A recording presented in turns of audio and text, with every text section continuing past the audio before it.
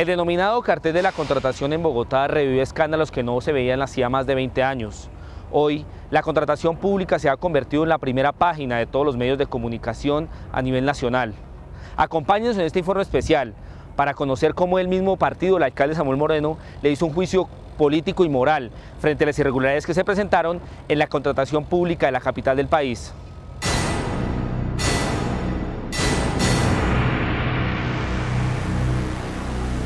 Uno de los hechos más complejos que ha tenido que enfrentar una administración distrital en Bogotá durante los últimos 20 años fue precisamente el cartel de la contratación, un escándalo que ha estremecido a toda la capital del país, pues según las investigaciones se ha logrado identificar la implicación de funcionarios, el pago de comisiones y el favorecimiento de unos pocos en la contratación pública, situación que ha dejado millonarios desfalcos en el distrito. Inclusive el mismo alcalde de Bogotá, Samuel Moreno Rojas, es investigado actualmente por la Fiscalía y la Procuraduría por presuntos nexos con el carrusel de la contratación, situación que provocó que fuera embargado por la Contraloría General de la República frente a un proceso de responsabilidad fiscal que se le adelanta por irregularidades en la adjudicación de contratos de la calle 26.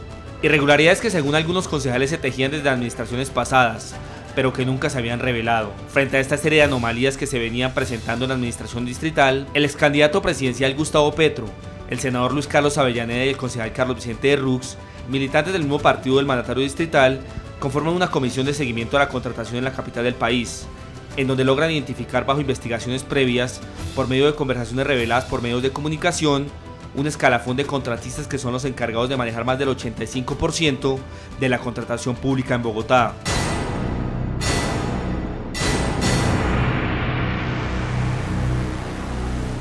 Las personas que tienen influencia en la contratación de Bogotá son Iván, el Turco,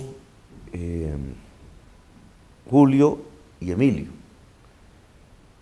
Preguntado a Nule, preguntado a Botero quiénes son esas personas, dicen Iván Moreno, el senador, Andrés Jaramillo, el gerente de Conalvías, Julio Gómez y Emilio Tapia.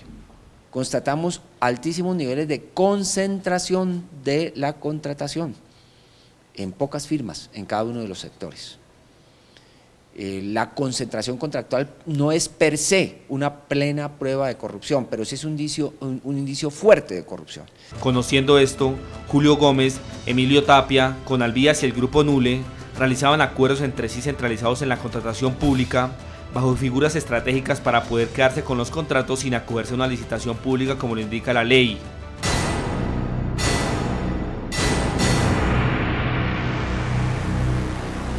Se utilizaron figuras como la cesión de contratos, la adición de contratos, llevar contratos que tenían que hacerse por licitación a adicionarlos a otros para que no hubiera licitación, etcétera.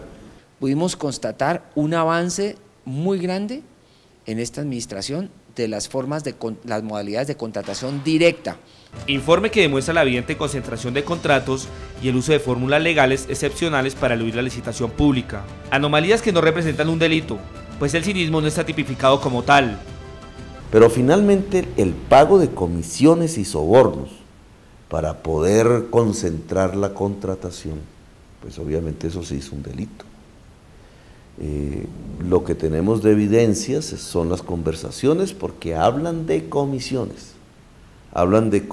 entregadas a el señor Iván Moreno, a el Contralor actual de Bogotá, señor Morales Rusi, al congresista Germán Olano, posiblemente a otros funcionarios. Entre tanto, se estima que el dinero que el distrito entregaba a dichos contratistas por concepto de anticipos para la ejecución de las obras era invertido en el hueco fiscal que ya tenían en obras que habían licitado anteriormente, en donde se registraban retrasos o de lo contrario aplicaban en otras licitaciones que adjudicaban a dedo, para conseguir otra partida de dinero que les solucionara las deudas adquiridas, y así los recursos del erario público se convertían en una burbuja de contratos.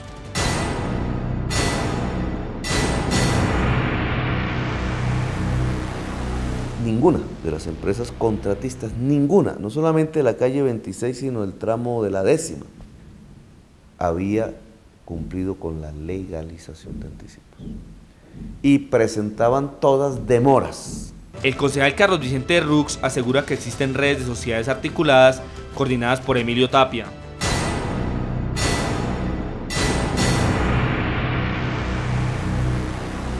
se abandonan los procesos licitatorios, se reducen los procesos de licitación, de concurso, de competencia abierta. Por ejemplo, las licitaciones pasan del gobierno de Lucho Garzón a este gobierno del 45 al 30% del valor de lo contratado. Y aumentan las modalidades de contratación a dedo. Por ejemplo, la contratación directa de menor cuantía pasa del ser el 5% de los contratos en la administración de Lucho Garzón a ser el 20%, es decir, se multiplica por 4. Situación que provoca la caída de los NULE, del gran negocio de la contratación en Bogotá, pues al ver que los 85.000 millones de pesos que el Instituto de Desarrollo Urbano IDU les había girado por concepto de anticipo, 1, no estaba invertido y 2, las deudas los asediaban. El grupo NULE decide licitar la gran joya de la corona, la Ruta del Sol, cuya cuantía sobrepasa los 10 billones de pesos.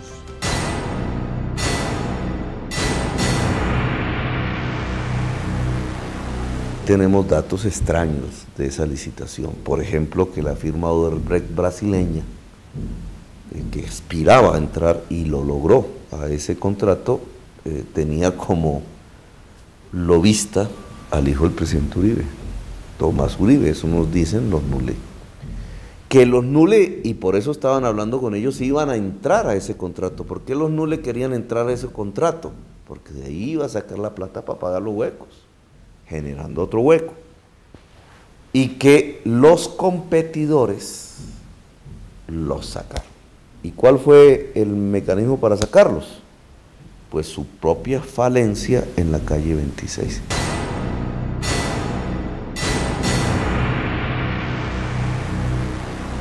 Julio Gómez queda, y se queda con más el pedazo de parte de las contrataciones de los NULE, por ejemplo, en la malla vial en Rafael Uribe, que es de donde salen las grabaciones, entre otras cosas. Es decir, el ganador en eso fue Julio Gómez, aliado de Emilio Tapias, muy amigo, por lo que ya vemos, de Iván Moreno. Por lo tanto, las grabaciones y testimonios que dieron a conocer Miguel NULE y el subcontratista Alejandro Botero demuestran la vinculación directa del senador Iván Moreno en el pago de comisiones por parte de contratistas y de los presuntos vínculos de la familia Moreno Rojas en el escándalo.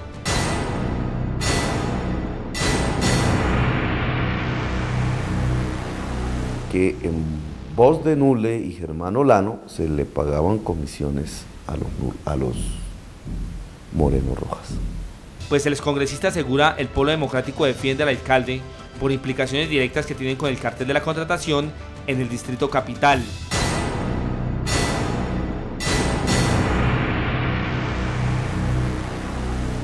Ese grupito en la dirección lo hace por 2 razones.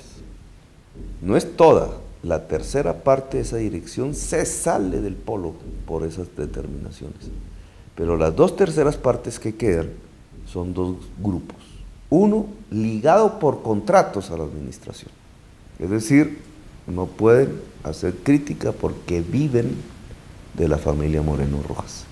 Y el otro grupo, porque ideológicamente, siendo de la izquierda tradicional, le tienen odio a los planteamientos que Petro venía haciendo de renovación. Petro asegura que según estas indagaciones, si la Fiscalía quiere descubrir, pedirá la colaboración de los Estados Unidos, pero si por el contrario quiere encubrir, no indagará las supuestas cuentas en el exterior de la familia Moreno Rojas.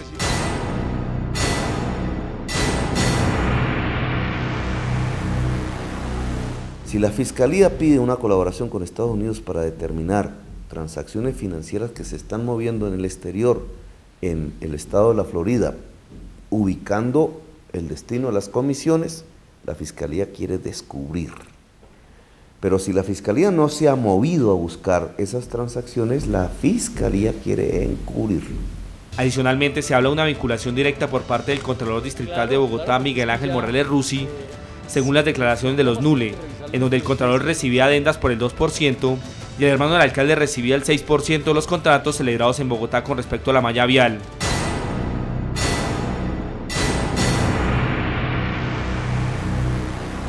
Presiones que coinciden además con testimonios que ha conocido la ciudad y la opinión pública, como las grabaciones divulgadas que comprometen al representante Germán Olano, a varios contratistas de la ciudad, y con ello lo que quise fue demostrar la hipótesis de que en distintos procesos contractuales, repito, en licitaciones en refrigerios escolares, en el proceso de cesión de la calle 26 que aquí estamos viendo detrás de nosotros. En la mayoría de los casos, la aprobación excesiva de anticipos para los contratistas colaboró en los desfalcos y daños al erario público de la capital del país.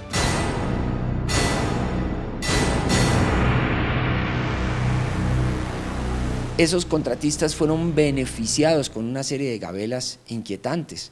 Por ejemplo, se les adicionaron grandes contratos sin licitación, sin procesos licitatorios. Por ejemplo, la administración se abstuvo de imponerle sanciones cuando había que imponérselas y cuando se merecían esas sanciones. Por ejemplo, se les reconocieron anticipos en proporciones excesivas.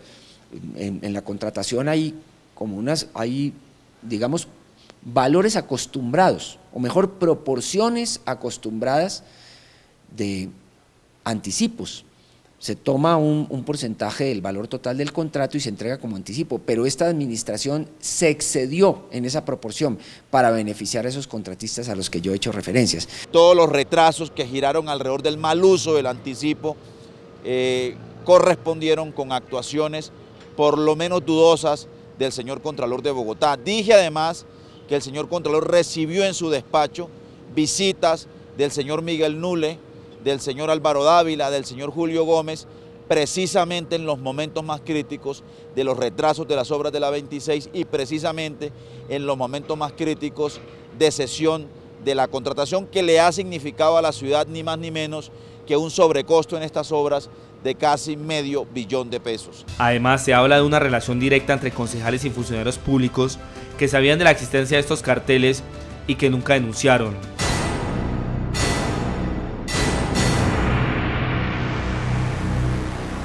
Miremos cómo Ángela Benedetti, por ejemplo, los reúne al contralor y a ese contratista en un desayuno de trabajo. Ella dice que porque eran amigos, pero no se reúne un contralor, un contratista y una concejal de Bogotá a hablar de lo que va a pasar en la próxima Navidad. Yo creo que ahí eso tiene que estar investigado, eso tiene que ser investigado. Y lo mismo, el señor Antonio Sanguino, quien aquí venía hacía debates de control político de doble moral, porque mientras aquí decía una cosa, por otro lado estaban reuniéndose con los contratistas. Pues el concejal Antonio Sanguino es uno de los que asegura que el Contralor de Bogotá se le salió de las manos el control fiscal que debía aplicar a los contratistas, pese a los 75.000 millones de pesos que aprueba el Consejo de Bogotá anualmente para que el ente de control realice las indagaciones pertinentes.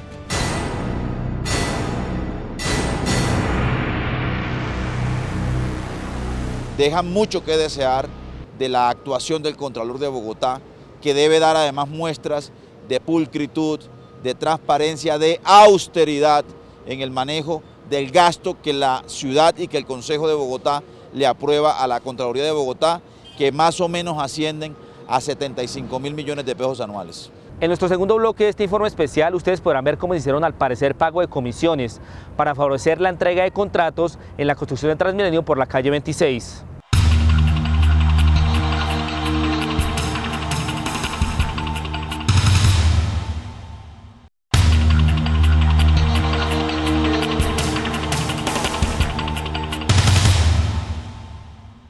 Además, daremos a conocer no solamente cómo se ve afectada la malla vial en Bogotá, sino los contratos relacionados con salud, hábitat, comedores comunitarios y servicios básicos.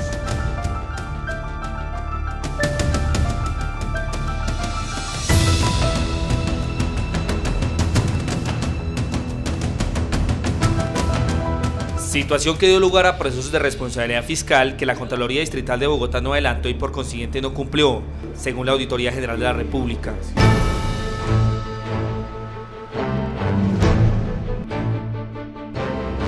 En los procesos de responsabilidad fiscal había situaciones de inactividad en los procesos del caso Nule, concretamente de la avenida 26, había un gran retraso injustificado que excedía los plazos de ley para formular una apertura al respectivo proceso, y en el caso de los anticipos que le habían sido entregados al grupo Nule tampoco se había formulado la